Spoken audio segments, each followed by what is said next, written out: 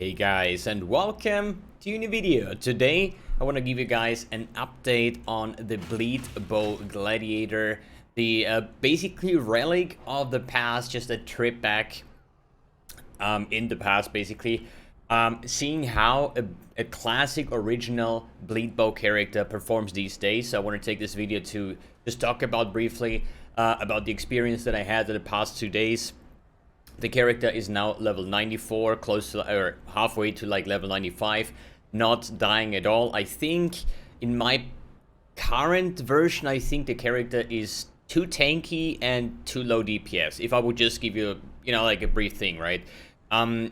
With running something like Determination plus Vitality, then I had actually Purity of Elements in for a longer time, but I was like, yo, why actually? I'm so tanky, so I went with Malevolence. And then we have Grace. So we are running basically the classic Determination, Grace kind of thingy here. So I'm with Flasks up, I think I'm like at 40,000 armor and 30,000 evasion. I have like over 100,000 EHP against physical hits. And I have permanent Fortify with 20 less damage taken. Thanks to the, where did I place it right now? The Forbidden Flame Flash combo with Fortitude, then also taking the Fortify Mastery with 10% reduced damage taken over time while you have at least 20 fortification. So there is a lot of less damage taken in this character, as well as like the Outmatch Outlast. Once you have like your Endurance and Frenzy charges, you get 10% more physical damage and 10% reduced physical damage taken. But yeah, before we keep on talking about the guild, the guild, yeah, almost. Yo, I just woke up, okay? Sorry. About the build, I will make a lot of comparison to its younger brother, which I think is the better brother, is Corrupting Fever. Like the differences between Bleed and Corrupting Fever, and the potential combinations of both, and so on. So this is a pretty much 100% quantity, 8 modded tier 16 default cathedral map. I think actually, yeah, let's choose it a little bit up using some stack stints, because I do have this one node on the tree that I cannot have any, what is, Yun, ugh. Map boss drops additional unique item. Yo, that's gonna be mage build for sure. Good, so let's run this map so you guys get a feeling on how this build looks like. I think this is basically the intention of this build, is like having a fast mapper, very good clear speed, decent boss damage, as well as being very, very tanky. And I think I achieved the majority of that, but I still think that something like a Bleed Bow character, the Corrupting Fever character, should be better from the playstyle as well as the clearing aspect. But as you see, it's just one shot, the bleed is on, we are playing Resolute technique, means we cannot miss our attacks. That means we don't have to focus around accuracy, we don't have to focus about anything like that, giving us more options to build into tankiness or damage. The way that I play Altars right now, since I'm feeling so freaking tanky already, I don't have Chaos Resistance, but I still click on every single altar when it comes to minions just to power them up.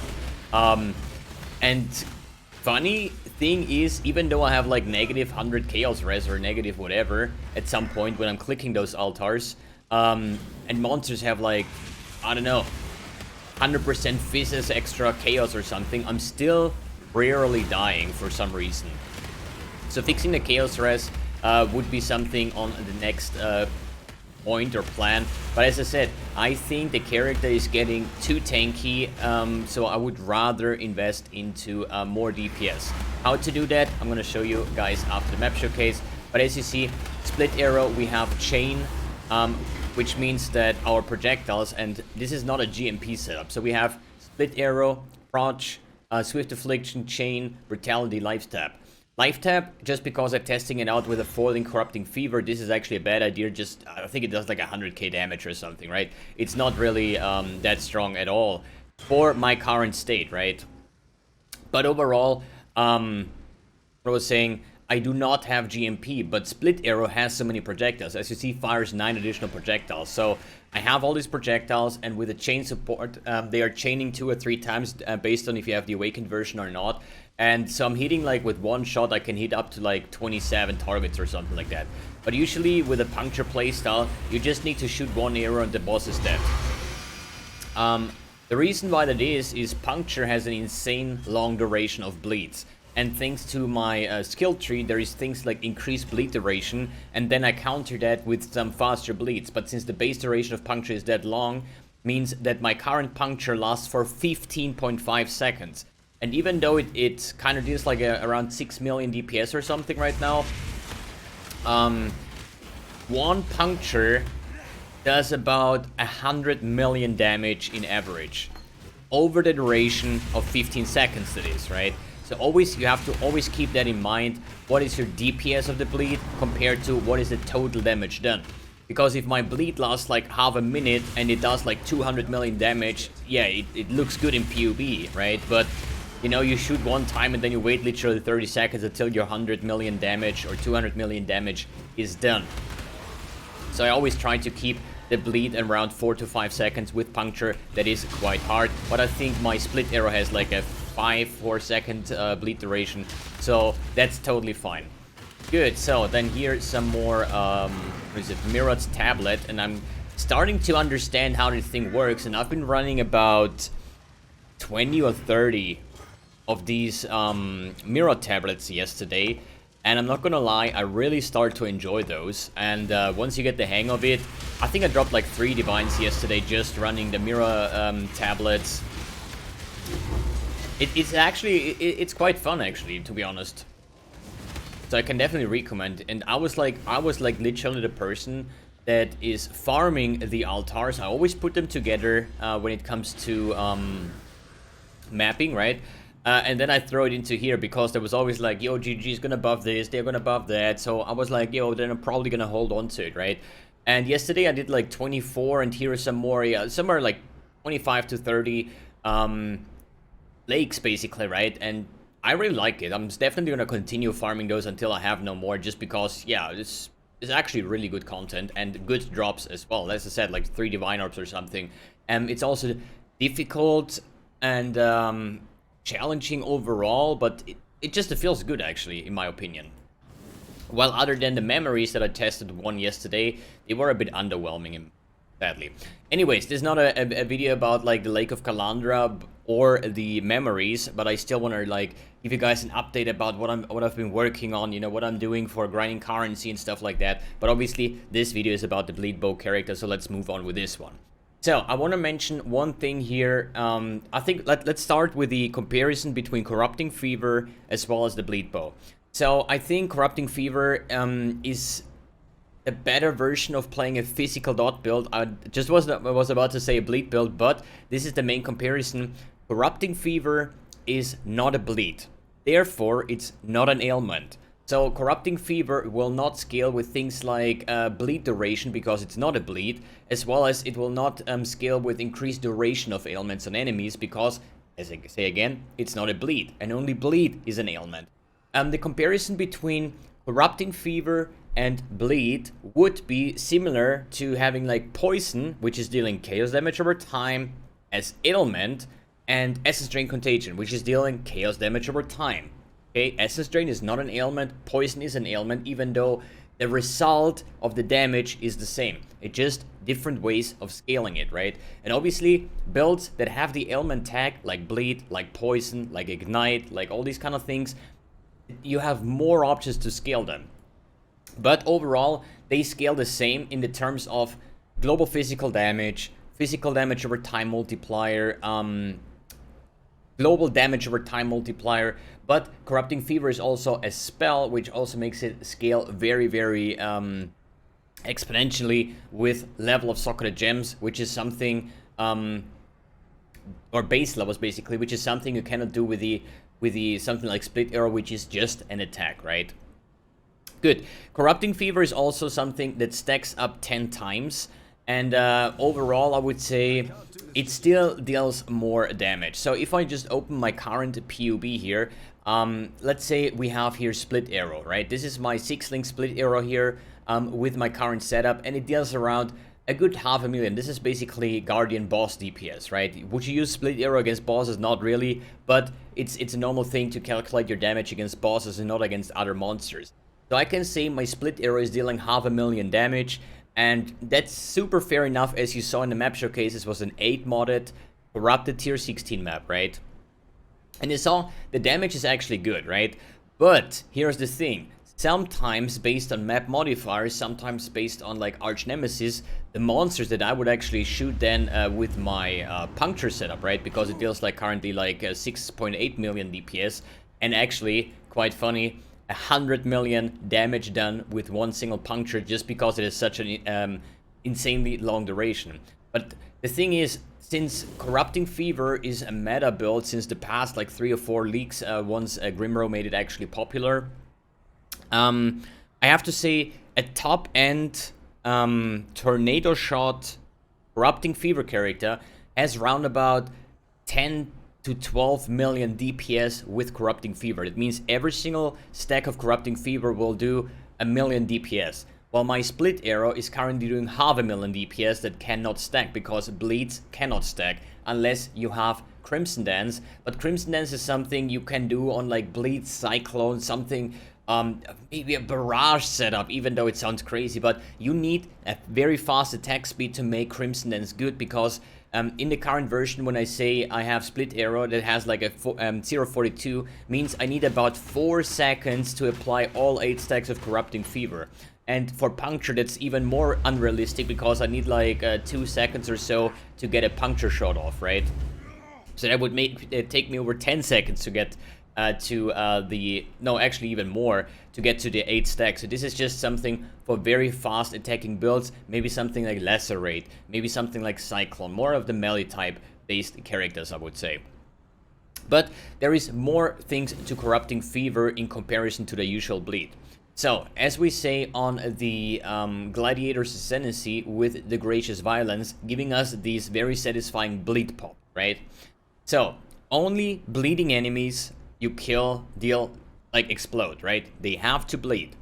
I remember when I was playing my endgame bleed bow characters in the past, at some point my split arrow had like so much damage on the initial hit, just because of the pure flat scaling, of the pure global damage scaling, that sometimes in mapping I one-shotted monsters with the initial hit. And that means they didn't bleed, because they got one-shot by the initial physical damage, so they didn't explode. So the stronger, the more gear you actually acquire, it can happen at some points, if you have really good damage, that you are lacking explosions just because you're starting to one-shot enemies. If you take then something like Corrupting Fever, which is basically up to a 12 link, because you activate this, and then you have like this Corrupting Fever buff that basically lets you apply those Corrupting Fevers with your current stacks. That means if you would have like a 6-link Corrupting Fever with like Empower and like all these kind of things, with the attack of which uses or applies the Corrupting Fever is completely irrelevant, right? But it turned out that the Wonder with like KB, or in later stages Tornado Shot, is the best way to do that. And that means that your Tornado Shot is a dedicated 6-link clearing aspect. Tornado Shot, Life Gain on Hit, Life Tap, GMP, Fork, all these kind of things that make clearing insane, because your damage comes from another 6-link, right? Giving it this very good scaling options, right? So you will have a lot better clear, and your Corrupting Fever will do more damage. And since your Tornado Shot is not dealing any damage, basically, right? Like, think about it. You have like a Tornado... You could even probably do a level 1 Tornado Shot just to get the damage as low as possible. But that will guarantee that your enemies will bleed. Because you, obviously, with the Corrupting Fever setup, you would go for 100% bleed as well, because you want to have the bleed pops, right? But your actual damage comes from Corrupting Fever, which is not a bleed. So you fire your Tornado Shot, it deals low damage, but it inflicts a bleed. Even if the bleed only ticks for like 5 damage a second, does not really matter. Your Corrupting Fever will kill it off, and it's still going to explode. So now you have the comparison to like, okay, it's at a very high level of investment. My split arrow can actually one-shot monsters and they will not explode. While on the Corrupting Fever side, you will always explode the monster because your initial hit will always be super low, while and the damage will come from Corrupting Fever, which is not a bleed. Next thing, the explosions. Gracious Violence cannot chain explode, okay? That means that only attacks can inflict bleeding. While there is like, I don't know, I think everything can inflict actually Corrupting Fever. In that case, I'm not sure if it's just attacks, because I didn't really bother with Corrupting Fever too much. This is a bleed bow character.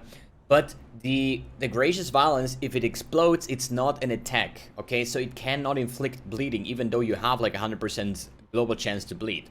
But the explosion can inflict Corrupting Fever, which then can also have like some AoE spread. It's still not gonna bleed and pop the next one, but you still have the explosion will inflict Corrupting Fevers, which then kills off the pack as well, right?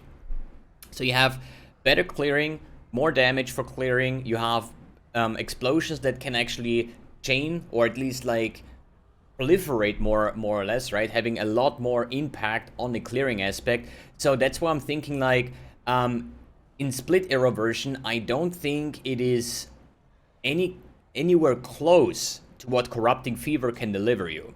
And that makes me think, okay, the original bleed bow version with actual bleeds, where the bleed is an ailment and you scale ailment and stuff like that, this is like Corrupting Fever is far more superior to something like Split Arrow. But let's talk about not the clearing aspect, let's talk about the single target aspect. So Corrupting Fever has a kind of a limit, okay? So with I checked on PO Ninja, and I checked a lot of like footage of top end Corrupting Fever characters, right?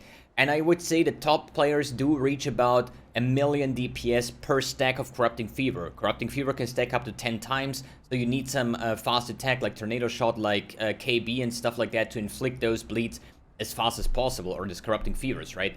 But it's about 10 million boss DPS, okay?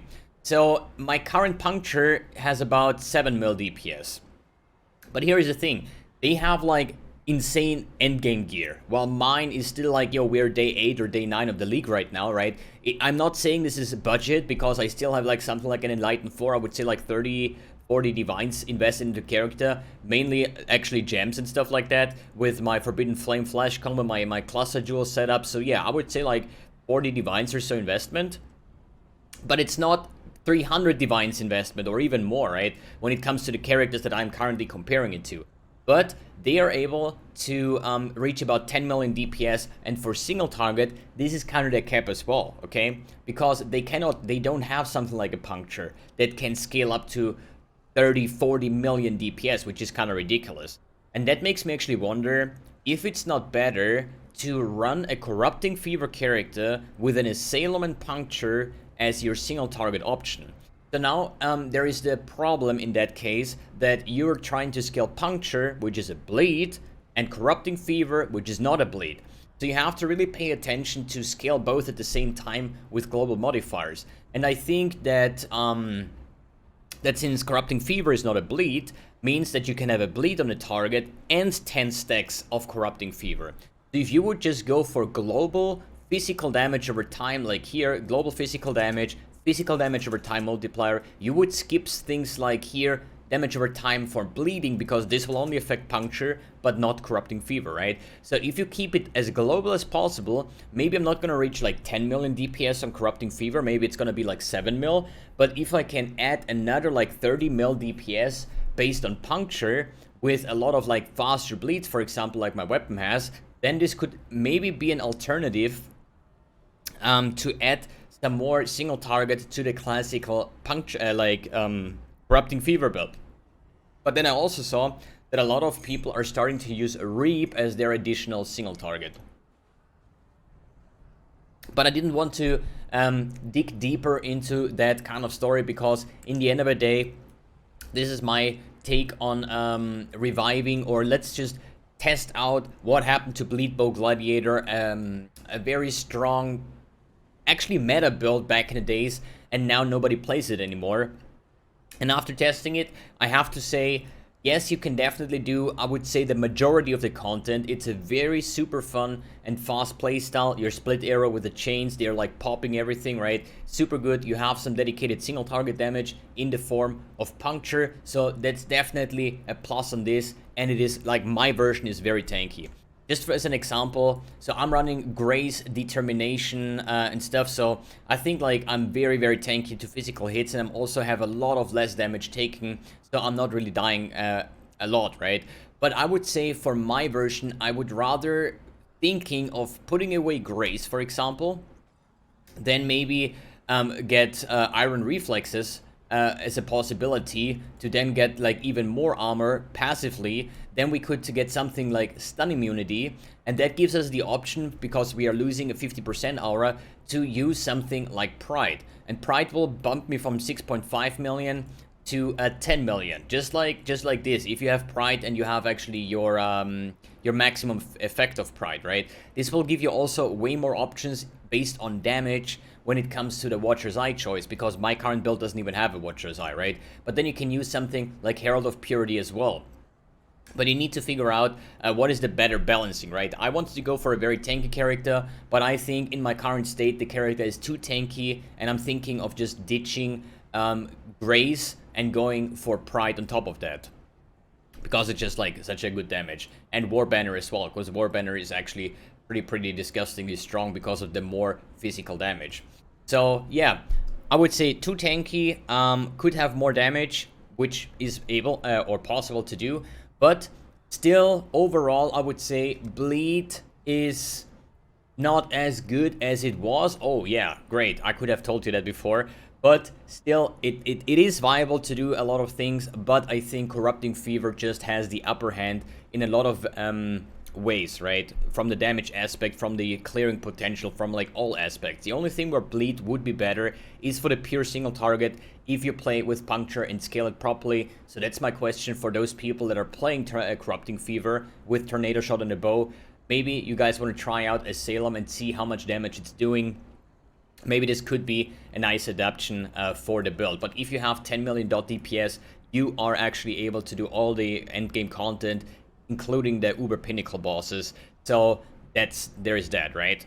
Good. Let's talk about the gearing upgrades. So obviously the path of building is in the description below. What would be my next upgrades to the build? So I was on the right side of the tree, now moving up over here just to get the sovereignty nodes to get all my auras in.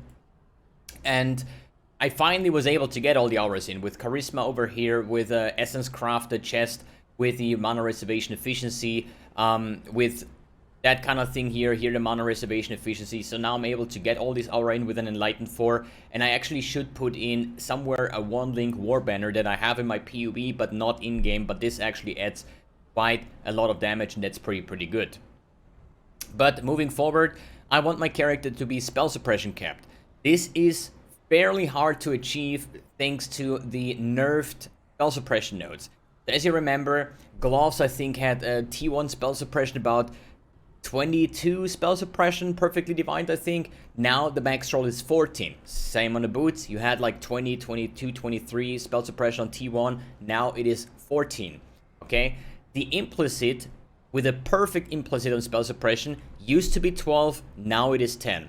So overall, you just get like less spell suppression, and even though I have spell suppression on every single gear and having the, like in the older version, the Entrench with the spell suppression mastery, giving you 12% chance to spell suppression. If your boots, helmet, and gloves have evasion, all of them have evasion, so I'm getting this free evasion. But I think you kind of are forced to run if you're not going for Mage Bane and Reflexes, because as a Bleed Bow Gladiator, you're not really going to go on the right side here where all your spell suppression classes are. You better want to go on the left top side for the life nodes, for the armor nodes, for all of these kind of goody stuff, for Resolute Technique, and so on. So it is very hard to get spell suppression capped. I think I'm currently on, let's see, 42%. But I'm missing like this cluster now. I was like at 70%, but then there is also a Grace Watcher side that gives you spell suppression, but then you're still lacking a little bit. So it is definitely possible to get spell suppression capped on a character like this, but it got essentially harder thanks to the nerf of the spell suppression node. So I'm wondering, is it still worth it? So maybe if you skip one aura and you remove all of the top side and get back to the bottom side here, then you can take the entrance cluster, and that's like 17, 27 plus the node is 39 spell suppression just from this cluster. And if that's not enough, you could technically skill co-op here with the interrogate, and here some all-res nodes, some life nodes, accuracy, whatever, which is not needed, but that would maybe be like, maybe crit bleed would have easier access as a Deadeye, for example, right? Good. What else to say about this build? No, actually, it was fun. It actually delivered, but I still think that Corrupting Fever is actually the better damage over time build. Good. I think that's it for this video. Alright, guys. Thanks for tuning in, thanks for watching, and see you in the next video.